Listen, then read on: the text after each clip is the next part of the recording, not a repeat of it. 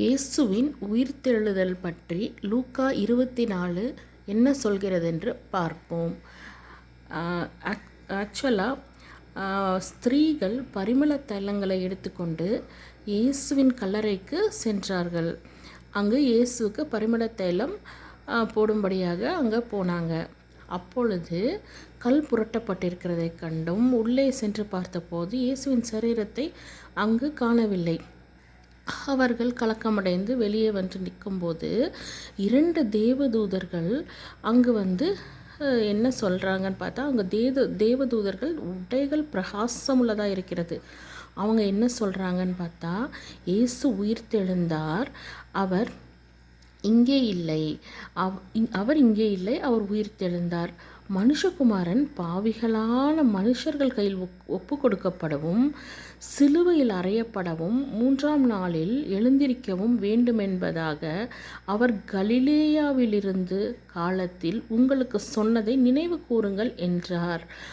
அந்த வார்த்தைகளை நினைவு கூர்ந்து அந்த ஸ்திரீகள் கல்லறைகளை விட்டு வேகமாக ஆண்டவருடைய சீஷர்கள் கூடியிருந்த இடத்திற்கு வேகமாக போனார்கள். அங்கே போய் அவர்களிடத்தில் இதை எல்லாம் சம்பவித்ததெல்லாம் சொல்லும்போது அவங்க என்ன சொன்னாங்கன்னா, இவங்கள் பேச்சு வீண் பேச்சு போல தோன்றுகிறது என்று சொன்னார்கள். ஆனாலும் பேதுரு உடனே எழுந்திருந்துச்சு ஆண்டவருடைய கல்லறை பார்க்க ஓடி போனார். அங்கே போய் பார்க்கும்போது அங்கே ஆண்டவருடைய கல்லறை திறக்கப்பட்டிருக்கிறது. அங்கே அவருடைய உடலும் இல்லை, அவரை சுற்றி இருந்த அந்த சீலைகளும் அந்த இடத்தில் இருந்தது. அதை பார்த்துட்டு அவர் ஓகே, ஆண்டவருடைய சரீரத்தை காணோன்னு இங்கே வந்தார். அப்போது அவர்கள் எல்லாரும் அவர்கள் பேசி சம்பாஷித்து கொண்டிருக்கையில் இயேசு தாமே சேர்ந்து அவர்களுடைய கூட நடந்து போனார் என்று சொல்லுகிறது. அதாவது அந்த கூட்டத்தில் இருந்த 2 பேர் வந்து எருசலேமிலிருந்து 7 அல்லது 8 கிலோமீட்டர் தூரத்தில் எம்மாவூர் இருக்கிறது. எம்மாவூர் என்ற கிராமம் இருக்கிறது. அந்த கிராமத்திற்கு அவர்கள் போனார்கள். போகையில் இந்த சங்கதிகளெல்லாம் பேசிக்கொண்டு போகும்போது சம்பாஷித்து கொண்டு போது இயேசு தாமே சேர்ந்து அவர்களுடைய கூட நடந்து போனார். ஆனால் அவங்களுக்கு அவர் தான் இயேசுன்னு தெரியல. ஏன்னா அவங்களுடைய கண்கள் மறைக்கப்பட்டிருந்தது. அவர்களை நோக்கி இயேசு கேட்டாங்க, நீங்கள் 2 பேரும் ஏன் துக்கமாக நடந்து போகிறீங்க அப்படின்னு கேட்கும்போது அவங்க வந்து உங்களுக்கு இது தெரியாதா, இயேசு வந்து இந்த மாதிரி சிலுவையில் அரைஞ்சு அவரை வந்து இப்படி பண்ணிட்டாங்க அப்படின்னு சொல்லி அவங்க ரொம்ப துக்கத்தோடு நடந்து போகிறாங்க. அப்போ வந்து ஜனங்களுக்கு முன்பாக இயேசு வந்து எவ்வளோ அற்புதங்களை பண்ணியிருக்கிறார் தெரியுமா? அவர் வந்து எல்லா ஜனங்களுக்கும் முன்பாக அவர் வந்து இயேசப்பா வந்து செய்கையிலையும் வாக்கிலும் வல்லமையும் உள்ள தீர்க்கதரிசியாக இருந்தார். நம்முடைய பிரதான ஆசாரிகளும் அதிகாரங்களும் அவரை மரணத்துக்கு உட்படுத்தி சிலுவையில் அரைஞ்சிட்டாங்க அப்படின்னு ரொம்ப கவலையோடு இவர்கிட்ட பேசிட்டு போயிட்டுருக்கும்போது அது சமீபமாயிடுச்சு. அவங்க அந்த எம்மாவூர் வந்துடுச்சு. அப்போ இயேசு சொன்னார், நான் வரல அப்படின்னு சொல்லிட்டு, நான் அப்புறம் வரேன், நீங்கள் போங்கன்னும் போது இல்லை நீங்களும் எங்கள் கூட வாங்க, நைட்டு எங்கே தங்குவீங்க, எங்கள் கூட வந்து தங்குங்கன்னு சொல்லும்போது சரின்னு ஆண்டவரும் கூட வந்தார்.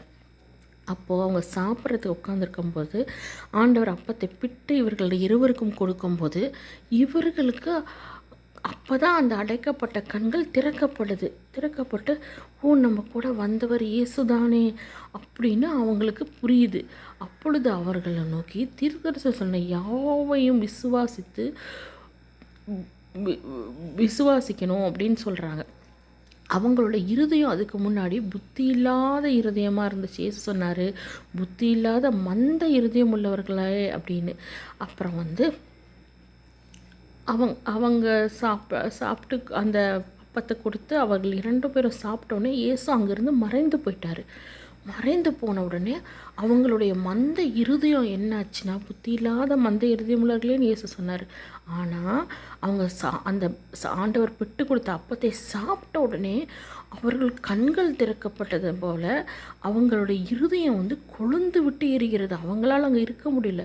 திரும்ப அவங்க புறப்பட்டு எருசலேமுக்கு போனார்கள். அங்கே அவங்க சீஷர்களோடு இருக்கிற இடத்துல எழுந்திரிச்சு போய் நாங்கள் ஆண்டவரை தரிசித்தோம், கர்த்தர் மெய்யாகவே உயிர் தெழுந்தார் அப்படின்னு சொல்லி அவங்க வந்து சொல்கிறாங்க. அந்த டைமில் தான் ஆண்டவர் வந்து அவங்களுக்குள் நடுவில் தோன்றுறாரு. இவங்க எல்லாரும் பயந்துட்டாங்க. ஐயோ இவர் ஏன்னா அந்த காலத்தில் வந்து நம்ம திடீர்னு நமக்குள்ளத்தனா அவங்க வந்து பயந்துட்டாங்க, ஏதோ ஆவியோ என்னவோன்னு. அப்போ ஆண்டவர் சொல்கிறாரு, என் கையை தொட்டு பாருங்கள், என் காலை தொட்டு பாருங்கள், நான் வந்து உயிர் தெழுந்தேன் அப்படின்னு. அப்புறம் வந்து அவர்கிட்ட கேட்குறாங்க, ஏதாவது சாப்பிட்றதுக்கு இருக்கா அவங்கக்கிட்ட அப்படின்னு. அப்போ வந்து அவங்க வந்து பொரித்த மீன் கண்டத்தையும் தேன் துணிக்கையும் அவங்க வந்து கொடுத்தாங்க. அப்போ அவர் வந்து அதை வாங்கி புசித்துட்டு அவங்கள நோக்கி என்ன சொல்கிறாருன்னா, மோசையின் நியாயப்பிரமாணத்திலும் தீர்க்கதரிசிகளின் ஆகமங்களிலும் சங்கீதங்களிலும் என்னை குறித்து எழுதியிருக்கிறவைகள் எல்லாம் நிறைவேற வேண்டியதென்று நான் உங்களோடு இருந்தபோது உங்களுக்கு சொல்லி கொண்டு வந்த விசேஷங்கள் இவைகளே என்றார். அப்பொழுது வேத வாக்கியங்களை அறிந்து கொள்ளும்படி அவர்களுடைய மனதை அவர் திறந்து அவர்களை நோக்கி எழுதியிருக்கிறபடி கிறிஸ்து பாடுபடவும் 3ஆம் நாளில் மரித்தோரிலிருந்து எழுந்திருக்கவும் வேண்டியதாயிருந்தது. அன்றியும் மனந்திரும்புதலுக்கு பாவ மன்னிப்பும் மனந்திரும்புவதற்கு. இப்போ வந்து ஒரு மனுஷன் வந்து மனம் திரும்பிட்டான் அப்படின்னா அவனுடைய பாவம் மன்னிக்கப்படும். அன்றியும் மனந்திரும்புதலும் பாவ மன்னிப்பும் எருசலேம்லேருந்து தொடங்கி சகல தேசத்துக்கும் அவருடைய நாமத்தினால் பிரசங்கிக்கப்படவும் வேண்டியது. இது வந்து எருசலேம்லேருந்து சகல தேசத்துக்கும் அவருடைய நாமத்தை வந்து பிரசங்கிக்கப்பட வேண்டியது. நீங்களே இவைகளுக்கு சாட்சிகளாக இருக்கிறீர்கள். என் பிதா வாக்குத்தத்தம் பண்ணினதை இதோ நான் உங்களுக்கு அனுப்புகிறேன். நீங்களோ உன்னதத்திலிருந்து வரும் பெலனால் தரிப்பிக்கப்படும் வரைக்கும் எருசலேம் நகரத்தில் இருங்கள் என்றார். அதாவது இது கேட்ட உடனே நீங்கள் போய் சொல்லிட முடியாது. உங்களுடைய பலத்தினால நீங்கள் எதையுமே சொல்ல முடியாது. உன்னதத்திலிருந்து வரும் பலத்தினால் தான் நீங்கள் சொல்ல முடியும். அது வரைக்கும் உன்னதத்திலிருந்து உங்களுக்கு ஒரு பலன் வர்ற வரைக்கும் தரித்திருங்க அப்படின்னு சொல்கிறாங்க. அப்புறம் அவர் பெத்தானியா வரைக்கும் அவர்களை அழைத்து கொண்டு போய் அவர்கள்